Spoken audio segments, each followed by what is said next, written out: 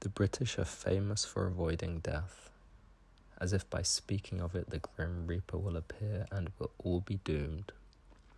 And yet ancient cultures treated death as something to be honoured and revered, through which old cycles are completed and new beginnings arise, an ancient mystical and mystery journey, one to be embraced as life ticks away, an opportunity to share in love and care with close ones, a rite of passage which transcends tradition and culture and belief, one which is inherently human, until we reach the end of the road forever and ever. Or maybe it was just an illusion and it's the beginning of something much greater. Welcome back to Healing for Real. Today we've got the altar set up behind us with its candles and incense because we're making a video about death and we want to honor and bring to light all of those that have died, all of the parts of ourselves that have died, all of the parts of ourselves that are yet to die, and our whole self which eventually will die. Most people avoid thinking about death, but what if facing it directly could teach us how to live a better life? We all know that we will die. It's guaranteed. So why don't we spend more time learning about it and studying it and embracing it and discussing it? Life is so short. Everything we can do and accomplish here will fade away and perish before we're even on our deathbeds. Isn't it worth cultivating those things which will be with us until those final moments, and those things which will be with us beyond? Things like balance and contentment and satisfaction, and a relationship with something that is beyond, with a higher power, with a creator. So, this video gonna be discussing what I've learned whilst walking alongside death. I became increasingly more and more anxious and existential about life, fed up with life, thinking there must be something more, questioning if life was worth living. I began studying old texts and traditions and realizing that this study about death and the afterlife and that which is beyond and how to make better use of now, this study is an old and mythical exploration. And I found out that any honest and grounded and noble human explores this before death itself arrives.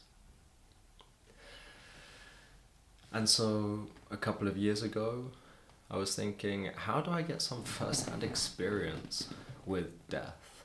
I want to be up close and personal with death.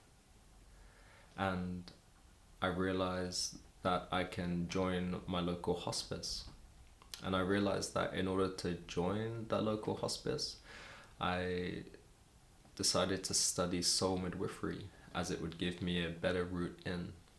So I joined a soul midwifery or a Death Doula school, an online study program, and I began reading and gaining qualifications.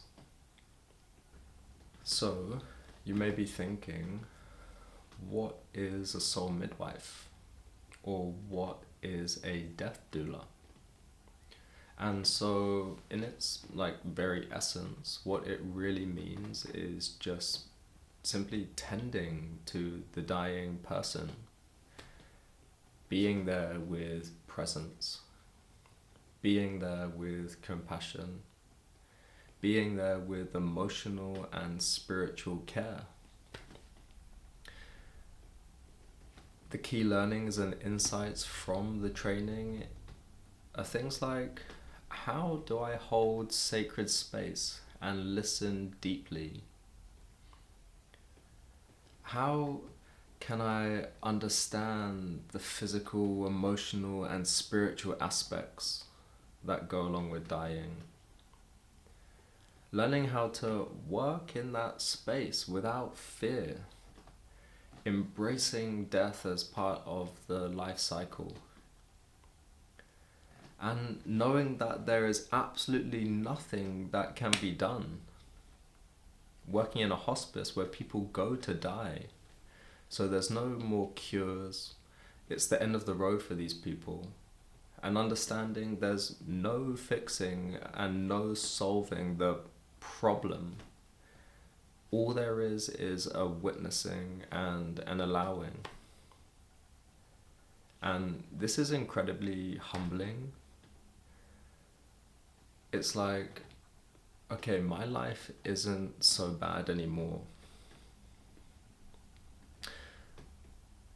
I've spent so long thinking, oh, I don't want to be here. I'm not happy with the way things are. I'm trying to fix and change things and alter myself. And yet, when you're in this environment where the only route is acceptance, the only route is surrender, the only route is to fully pass through this experience. There's no way out. There's no, I want this, I want to live, so I will try and run or fight away from death. It's inevitable. And so seeing this and being around this is an incredibly humbling process. Learning how to embrace life, the experience, the circumstance fully. After the online program and the training classes, then I had the privilege to get closer with death. And I did 6 months volunteering experience at my local hospice. And there's some people that are there for like months on end in the hospice. And there's other people that are literally there just for a few days before they die. And one story which really springs to mind is this one Filipino woman who was there almost comatose for months. And within our training, we look at using oils and smells to help people at death. And there's one oil in particular called spikenard, which is the oil that Mary Magdalene used in the Bible on Jesus's feet at the Last Supper. She used it to anoint him. Mary Magdalene herself was a death doula and did very special prayers around death for many people, including Jesus. And one morning in meditation before I was going to the hospice, I had this inkling, bring this woman spikenard. I knew she was Christian. I had spoken to her husband and I brought it to him and I said, hey, look, I've got this oil. I had this inkling to bring it to you today. Would you like to anoint your wife with it? And he totally agreed.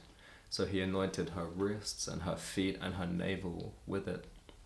And bearing in mind she had been at this hospice now for months, basically comatose, she took this oil, and I went in a couple days later for another volunteering time there at the hospice, and she had passed.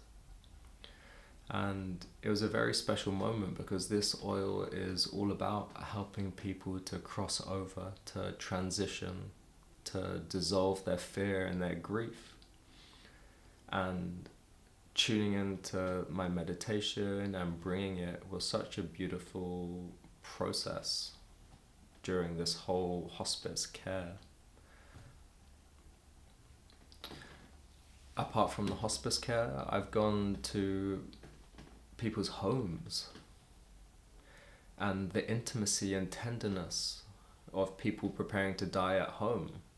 And also the loneliness sometimes and the bleakness and the barrenness of it.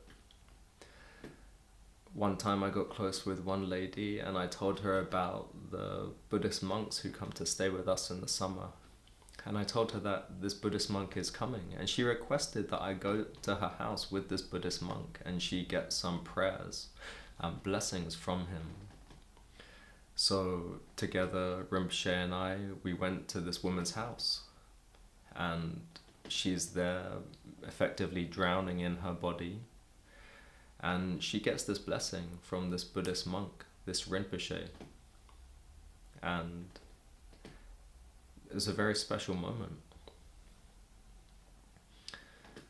I've also had the opportunity since finishing all of the studies to be around people who work ceremonially with different medicines and different sound frequencies and voice exercise work, and with people that do psychopomp work for the deceased and to help those people with the onward journey. I also spent a few months in India on the east coast in the Bay of Bengal, and I learned and I worked with the fire boys at the cremation grounds who cremate the bodies by the beach. And I would spend long nights with them. We would drink basically a weed drink, cannabis drink. It's called bhang. It's an ancient ceremonial drink. And we would tend to the fires, and people would come to burn their relatives and do ceremonies and pujas. And it was incredibly raw and deep and beautiful. And I always remember the diamonds in these fire boys' eyes. They were so present working these fires, these meeting points between heaven and earth, where these souls would be liberated from these bodies. An experience I'll never forget. There are so many different views across the world in all different traditions regarding death, and it's fascinating because each one of them provides different perspective and broadens the lens, and there's no getting away from it. It's an ending. It's sad, it's emotional, it's the completion of a cycle, it's heartbreaking, and it's a reality. Every single living thing, everyone has to go through this journey, this portal. And getting to understand how different traditions and lineages and cultures and faiths deal with death is also like mind-boggling and fascinating.